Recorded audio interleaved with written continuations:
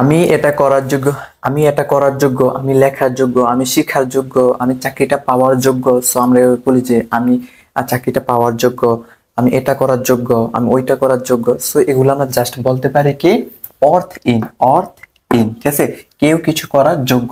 67 নম্বর structure. আর class আমাদের maybe মনে হয় 60, ঠিক আছে, স্পোকেন ক্লাস। সো যদি বলি আমার প্রথম সেন্টেন্সটা দেখি, আমি এটা করার যোগ্য। সো আমি এটা করার যোগ্য, সো আমি করার যোগ্য, সো করা ভার্ব কি ডু, তাহলে কি আই এম অর্থ ইন ডু, ঠিক আছে, তবে আইএনজি দিতে হবে কারণ এটা কি প্রিপজিশন ডুইং। আই এম অর্থ ইন ডুইং দিস, আমি এটা করার যোগ্য, ঠিক আছে, জাস্ট ভার্বটা দিয়ে দিলে হয়ে যায়। আমি শেখার যোগ্য, আই এম অর্থ ইন কিসের যোগ্য, শেখার যোগ্য, তাহলে শেখা ভার্ব কি লার্ন, LEARN, লার্ন, সাথে একটা আইএনজি হবে, ঠিক আছে, লার্নিং। আই এম অর্থ ইন লার্নিং, আমি শেখার যোগ্য।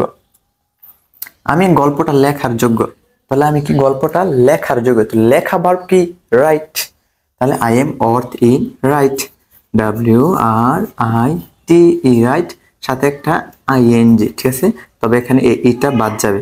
যদি ভার্বের শেষে ই থাকে আর আইএনজি করতে হয় তাহলে এটা বাদ দিয়ে দিতে হয়, ঠিক আছে। সো আই এম অর্থ ইন রাইটিং, আমি লেখার যোগ্য। আই এম অর্থ ইন স্লিপিং, আমি ঘুমানোর যোগ্য, মানে জাস্ট আমি সিরিয়াল বলতেছি, ঠিক আছে, আপনি মিলিয়ে মিলিয়ে বলবেন যেটা বাক্য মিলে। আই এম অর্থ ইন ডুইং দ্য ক্লাস, আমি ক্লাসটি করার যোগ্য। আই এম অর্থ ইন মেকিং ভিডিও, আমি ভিডিও করার যোগ্য। আই এম অর্থ ইন, সো আপনি আই এম অর্থ ইন দিয়ে হাজার হাজার বাক্য প্র্যাকটিস করতে পারেন। সো এখানে কি আই এম অর্থ ইন ডুইং দিস, আমি এটা করার যোগ্য। আই এম অর্থ ইন লার্নিং, আমি শেখার যোগ্য। সো যদি বলি যে আমি শেখার যোগ্য ছিলাম, তাহলে কি এম এর জায়গায় কি ভার্বের দুই দিলে হয়ে যাবে ওয়াজ, ঠিক আছে, আই ওয়াজ অর্থ ইন লার্নিং, আমি শেখার যোগ্য ছিলাম। এটা কি ছিল, আই এম অর্থ ইন রাইটিং, আমি লেখার যোগ্য। আর যদি বলি যে আই ওয়াজ অর্থ ইন রাইটিং, মানে আমি লেখার যোগ্য ছিলাম, ঠিক আছে। সো এটা হলো বার ওয়ান, এটা হলো বার টু, ঠিক আছে, চাইলে আপনি যেটা ভালো লাগে এটা ইউজ করতে পারবেন, ঠিক আছে, প্রেজেন্টে পাস্টে।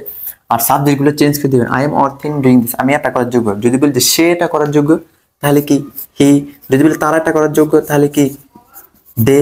যদি বলি যে তুমি এটা করার যোগ্য, তাহলে কি ইউ। যদি বলি রাফি এটা করার যোগ্য, তাহলে কি রাফি, ঠিক আছে। সো এভাবে নাম দিয়ে বিভিন্ন সাবজেক্ট চেঞ্জ করে হাজার হাজার বাক্য তৈরি করতে পারবেন, ঠিক আছে। সো ক্লাসটি কেমন লাগলো অবশ্যই কমেন্টে জানাবেন। আর আমাদের প্রতিটি ভিডিও আপনি প্র্যাকটিস করবেন, বেশি বেশি করে প্র্যাকটিস করবেন, প্র্যাকটিস ছাড়া আপনি পারবেন না, রিপিট, বারবার খালি রিপিট করবেন, ঠিক আছে। সো দেখা হবে নেক্সট ভিডিওতে। ওকে, আল্লাহ হাফেজ, আসসালামু আলাইকুম।